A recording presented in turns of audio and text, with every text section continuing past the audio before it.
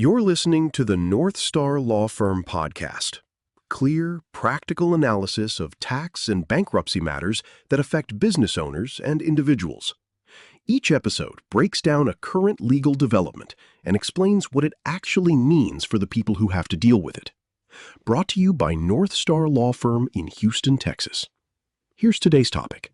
So, if you just opened a pay stub to find your paycheck 15% later. Which is just a terrifying moment. Oh, absolutely. Or, maybe you just received a notice saying that's about to happen. You might feel totally ambushed and powerless. Right, you're looking at the math, you're looking at your bills, and the panic just really starts to set in. Yeah, but today we are going to show you that this collection tool, it actually comes packaged with real usable rates.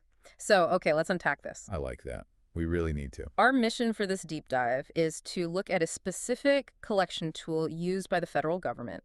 It's called administrative wage garnishment. Right. And we are specifically looking at how it impacts people who have defaulted on an EIDL loan, the COVID economic injury disaster loan.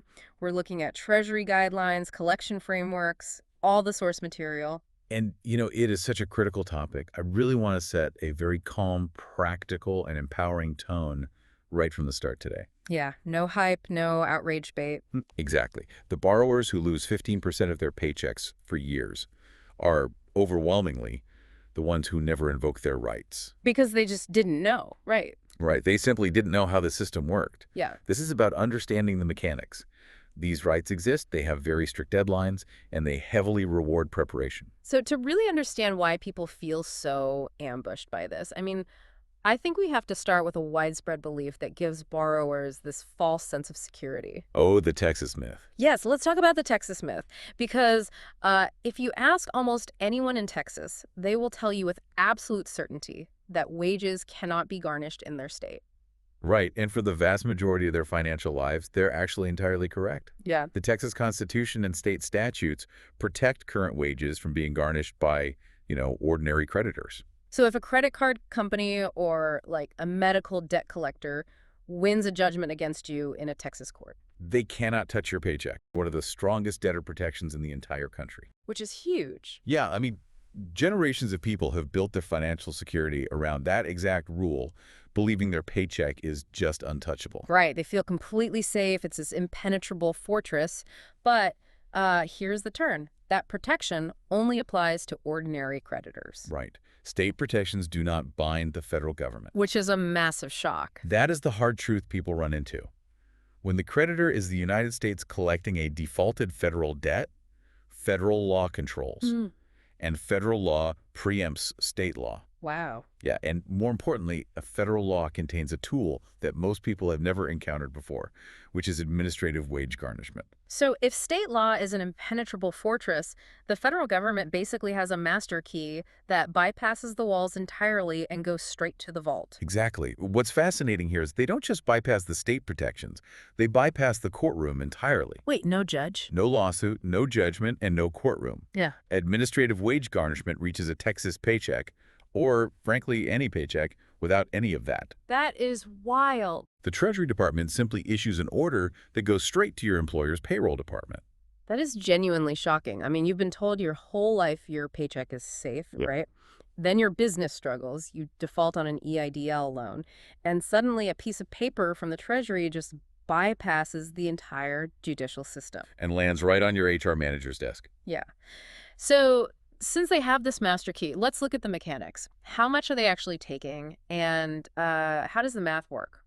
Well, the government can take 15%, but it is really critical to understand what that 15% is based on. Right, it's not everything. No, it is 15% of disposable pay, not your gross pay. Okay, let's break down exactly what disposable pay means in this context, because I imagine that's where a lot of mistakes happen. Absolutely.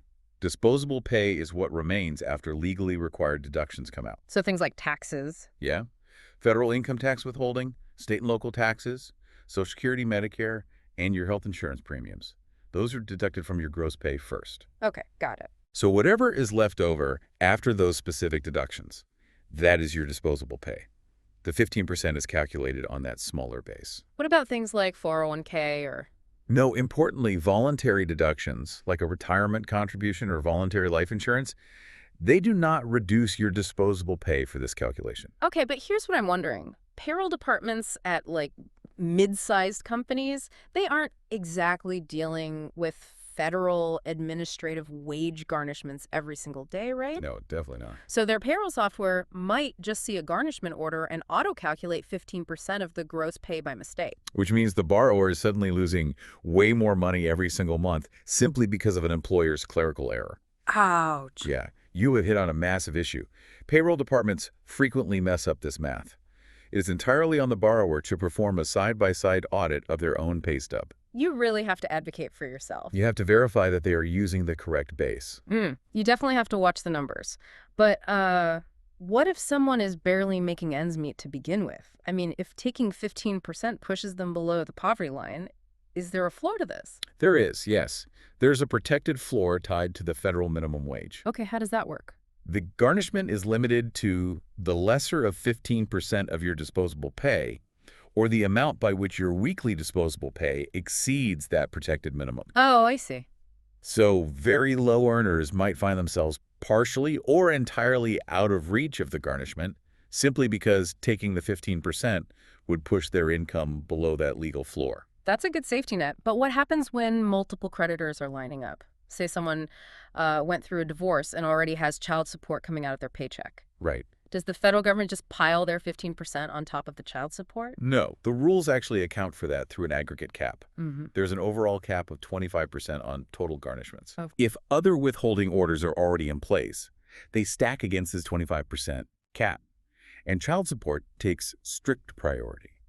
So if child support is taking a large chunk of your disposable pay, the federal government can't just take their full 15. Right, they get squeezed down so your total garnishments don't cross that 25% threshold. Okay, that makes sense. In some cases, if child support is already hitting that cap, it might delay the government's withholding entirely until the child support obligation ends. Wow, okay. Let's look at this from the employer's perspective for a second. I'm an employer. This federal paperwork lands on my desk, and suddenly my HR team is spending hours navigating disposable pay calculations and aggregate caps. It's a headache. It's a massive headache. Can an employer just look at the employee and say, you're too much trouble, you're fired, just to avoid dealing with it? And, that fear is exactly why so many borrowers panic. Yeah. They're often just as afraid of the embarrassment and potential job loss as they are of losing the money itself. But there is a massive legal shield for the employee here. The law expressly prohibits an employer from firing, disciplining, or refusing to hire someone because their wages are subject to this specific garnishment. Really? Yes. If an employer retaliates, the employee has legal remedies against them. That is a crucial protection. But it brings up a broader context we really need to address. If this system is so powerful, bypassing state laws and reaching right into paychecks, why are EIDL borrowers being hit with it right now? Right. Is the government singling them out for some kind of special punishment because these were high-profile COVID relief funds? Not at all. I mean, administrative wage garnishment was not invented for COVID loans. This is the Treasury Department's decades-old standard playbook. Treasury's been running this exact same machinery for a very long time against every kind of delinquent federal debt. Like what? We are talking about defaulted federal student loans, which historically made up the largest share of these garnishments. But it's also used for overpaid veterans and Social Security benefits, unpaid medical bills owed for military and VA care, even defaulted farm loans, and criminal restitution and fines owed to the United States after federal convictions. So it's not a sniper rifle aimed at you. It's a massive, decades-old combine harvester sweeping the field. That is the perfect analogy. It just happens to be sweeping over the EIDL defaults right now. Exactly. It moves billions of dollars every year.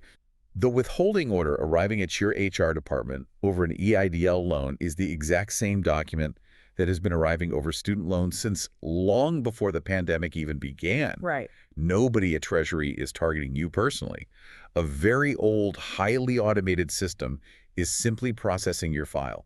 Which, honestly, is kind of comforting. It really deflates the paranoia. And the silver lining here is that if the machine is that old, the defenses must be just as old. Precisely. Because the system is old, the rights we are discussing today are not, novel legal theories. They are battle-tested. Right. They've been routinely processed and exercised tens of thousands of times, mostly by student loan borrowers over the years.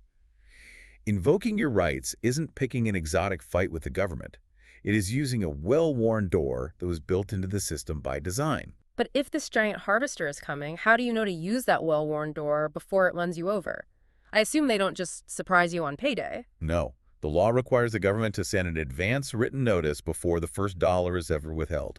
They must send this notice at least 30 days in advance. 30 days. And what are the required disclosures in that notice? It must state the amount of the debt, the government's intent to collect it through wage garnishment, and critically, it must lay out the borrower's rights. Okay. This includes the right to inspect and copy the government's records on the debt, the right to enter into a written repayment agreement instead of being garnished, and most importantly, the right to request a hearing. Here's where it gets really interesting.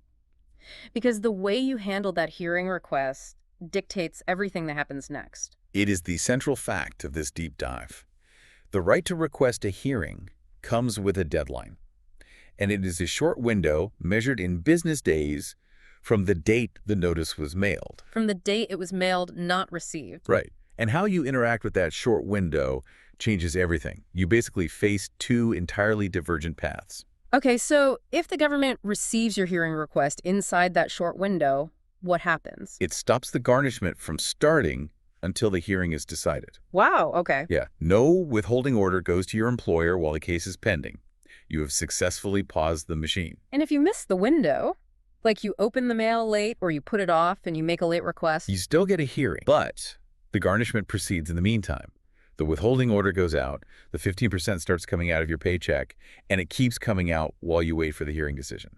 It is the exact same right, but it yields a completely different result simply based on whether you acted inside that short window. So, to the listener, the single most important instruction we can give you today is this. The day that notice arrives, calendar the deadline stated in the letter. Do not put it in a drawer. Calendar it that day. Absolutely. Yeah. Everything else can be figured out afterward, but that deadline cannot. So let's play this out. You've calendared the deadline, you've requested the hearing in time, and you've paused the garnishment. Right. What actually happens at this hearing? Do I have to, fly to a federal building and stand in front of a judge in a mahogany courtroom? No. Most of these are paper hearings. They are decided entirely on the written record you submit. Okay. Sometimes, if facts cannot be resolved on paper, they might hold an oral hearing by telephone. But it's not an intimidating courtroom event. That's a relief. But because it is a paper hearing, the quality of the paper you submit is everything. So what are we establishing on this paper? What does the hearing actually cover? It covers two main things. First, it covers the existence and amount of the debt itself. Meaning? Is this debt actually yours? Were you actually a guarantor on the EIDL loan, or was it just in the business's name? Has the balance been inflated by collection charges that shouldn't be there? That is a great callback to some of the previous source material we've covered, because a live question right now is whether the debt was even eligible for referral to Treasury in the first place. Yes. Especially if you were current on a hardship repayment plan when your file was suddenly shipped over to collection. Exactly, because you were in good standing on a payment plan. The hearing is where you raise that. You submit the proof of your payments and the active agreement. Okay, that makes sense. But the second thing the hearing covers is often more broadly applicable, and that's the terms of repayment. Even if the debt is entirely valid, the hearing can address whether taking that 15% would cause a financial hardship. Wait, I want to challenge this. You're telling me the federal government, this massive automated collection machine that sweeps up billions of dollars, is going to voluntarily look at my grocery bills and my rent and agree to take less money? Don't they just run a rigid formula and say, too bad, pay up? It sounds naive if you think they care about your feelings, but they don't. They care about the math. The 15% is a ceiling. It's a maximum allowed by law, not a strict entitlement for the government. Oh, really? Yeah, it can be reduced or even suspended entirely, but only if you prove that the garnishment prevents you from meeting essential living expenses for yourself and your dependent. So it's not just a tear-stained letter begging for mercy. A scribbled letter claiming hardship will fail every single time. It is a rigorous documentation exercise. I like to think of it as a corporate audit of your own household. A corporate audit, I like that. You have to justify every dollar of your existence to a skeptical reviewer. So what counts as essential in this audit? Housing, utilities, food, transportation to work, medical costs, insurance, childcare. The real recurring costs of keeping a household running. So you need receipts. You need to provide pay stubs, leases, utility bills, medical bills, childcare invoices. You are showing your income against those documented essentials. And if the math shows you literally don't have it. If you are supporting a family on one income and your documented essentials consume nearly all of it, you have a genuine mathematical case for a reduction well below 15% or even a total suspension. And I imagine this isn't just a one-and-done deal, right? Because life happens. Exactly. Hardship is not a one-time event. If you manage to get it reduced, but then say you have a medical emergency a year later, or your spouse loses their job, or your rent suddenly jumps, Right. you can renew the hardship request based on those new facts, submitting a newly updated audit of your household. Hardship produces the blow, which is great. But let's look at the specific demographic of EIDL borrowers. A lot of these folks didn't just have a bad quarter. Their business completely failed, the doors closed, their life's work vanished, and they just had to go get a new W-2 job to survive. This brings us to a deeply buried, incredibly underused protection in the law. It's the involuntary separation protection. What is that? If you were involuntarily separated from your employment, meaning you were laid off, terminated, or your business involuntarily closed, your wages cannot be garnished under this authority until you have been continuously reemployed for 12 months. That is massive. I mean, that fits EIDL borrowers perfectly. If you lost your livelihood because your company failed, and you have been at a new W-2 job for less than a year, you are completely shielded for now. Full stop. But how do you prove that? What stops someone from just saying, oh, I just got this job? Again, it's a documentation matching game. You use the hearing process to stop the garnishment by providing proof of the involuntary separation. Like what kind of proof? Like a formal dissolution of your business filed with the state, or unemployment records, or a termination letter from a previous employer. And you pair that with the offer letter or first pay stub from your current W-2 job showing your start date. Wow. If the timeline proves you haven't been continuously reemployed for a full 12 months, the machine has to back off. For a lot of former business owners who are in their first year of a new job, that is the single most useful fact they will learn today. Absolutely. Okay, so we've talked about pausing the machine by hitting the deadline. We've talked about reducing the bite through a household audit for hardship. And we've talked about shielding yourself for a year if you had to start over. Right. But eventually you have to deal with the underlying beast. What are the structural exits to end this garnishment for good? There are three main structural exits that resolve the debt itself. Okay, let's go through them. The first is a written repayment agreement. The pre-garnishment notice itself will offer this. If you establish and honor a written repayment arrangement with the agency, it stops the garnishment. But you have to be careful there because you are explicitly agreeing to pay the full demanded balance, right? Which might include massive collection markups and penalties. Exactly. It is a useful tool for pausing the machinery while you build a real strategy. But it shouldn't just be a reflex action to make the withholding stop if the underlying debt is inflated or unmanageable. Makes sense. What's the second structural exit? The offer in compromise, which is a formal settlement. This is evaluated heavily on your ability to pay. Which goes back to the hardship audit. And this is exactly why doing the painstaking work for the hardship hearing is so valuable. The documented financial package you build to prove hardship is essentially the exact same financial picture needed to support a settlement. Interesting. The government wants to see your assets, your future earning potential, and your documented essentials. If they determine you truly cannot pay the full amount and the settlement is accepted, it ends the debt entirely, which permanently ends the garnishment. But a settlement only works if you have some access to capital to offer them, and if the math makes sense. What if the business failure wiped out absolutely everything, including your personal assets? What if the math is completely broken? Well, that is when we look at the third option, which is bankruptcy. People hear bankruptcy and they think it's a failure, but in this context, it's really a mechanical tool. How does it interact with the garnishment? The moment a bankruptcy case is filed, something called the automatic stay takes effect. The automatic stay. By operation of law, it stops administrative wage garnishment immediately. The court sends a notice to your employer, and the employer is legally required to stop withholding the moment they are notified. Whoa, just like that. Just like that. The underlying debt is then handled entirely inside the bankruptcy case, subject to the rules of the bankruptcy code, rather than the Treasury's collection machine. So it takes it out of Treasury's hands. Yes.